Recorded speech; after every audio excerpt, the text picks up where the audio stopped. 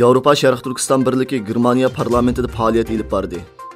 Bosh shtabi Myunxenga joylashgan Yevropa Sharq Turkiston birligining raisi Asqarjon va lager shoidlari Germaniya parlamentida lobishlik faoliyatlar olib bordi.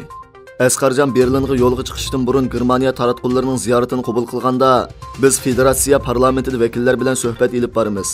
Biz yana tashqi ishlar ministrligining amaldorlari bilan ko'rishimiz.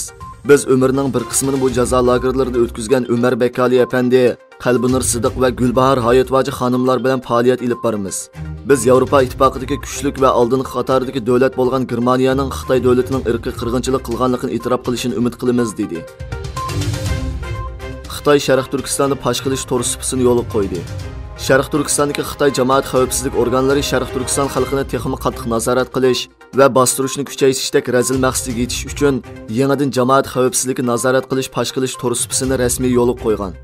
Xitoyning Sharq Turkistonda ijro qilayotgan terror siyosati Sharq Turkistonga tajovuz qilib kirgandan buyon izchil davomlashib kelgan bo'lsa-mu, biroq yaqinqi yillardan buyon Sharq Turkiston xalqini kishining xiyoliga kelmaydigan vahshiy vositalar bilan kontrol qilmoqda va bostirmoqda. partiyasi Turkiya Xitoy musobaqasida Sharq Turkiston bayrog'ini chiqardi. Anqarada o'tkazilgan Dunyo voleybol birlashmasining 2-maydon musobaqasida Turkiya ayollar voleybol komandasi Xitoy komandasi bilan musobaqalashdi. Xabarda aytilishicha, Turkiya partiyasining raisi Meral Akşenermi musobaqani ko'rgil borgan. partiyasi vakillari Sharq Turkistonda Uyg'urlarga misli ko'rilmagan zulmlarni qilayotgan Xitoyga e'tiroz bildirish uchun musobaqada Sharq Turkiston bayrog'ini chiqargan. Egilishicha, Xitoy taraf bu bayroqni tushirib o'tishni talab qilgan bo'lsa-mu, bayroq tushirilmagan. Germaniya parlamenti armiyaga ajratilgan 100 milliard yevro mablag'ini tasdiqladi. Germaniya parlamenti hukumatning armiyani zamonaviylashtirish va qurol-yarog' setib olishga ajratishni planlagan 100 milliard yevroluk alayda mablag'ini tasdiqladi.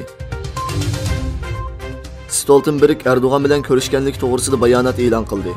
Shimoliy Atlantik ahdi tashkilotining bosh kotibi Jens Stoltenberg Turkiya prezidenti Recep Tayyip Erdo'g'an bilan Finlandiya va Shvetsiyaning Shimoliy Atlantik ahdi tashkilotiga qatnashish mumkinchiligini muzokara qilganligini bayon qildi. Stoltenberg buning ijobiy yig'in ekanligini bayon qilib, Turkiyaning qimmatli ittifoqdosh ekanligini, ularning Turkiyaning yemaklik bexatarlik masalasida kelishim hosil qilish tirishchanligiga opirin o'qiydiganligini aytdi.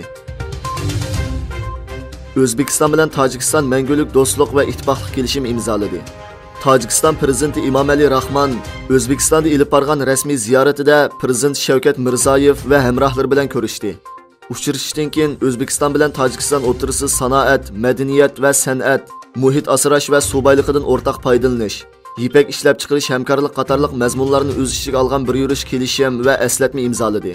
Mirziyoyev bilan Rahmon yana O'zbekiston bilan Tojikiston o'rtasidagi mangulik do'stlik va ittifoqlikni kuchaytirish to'g'risida kelishim imzoladi.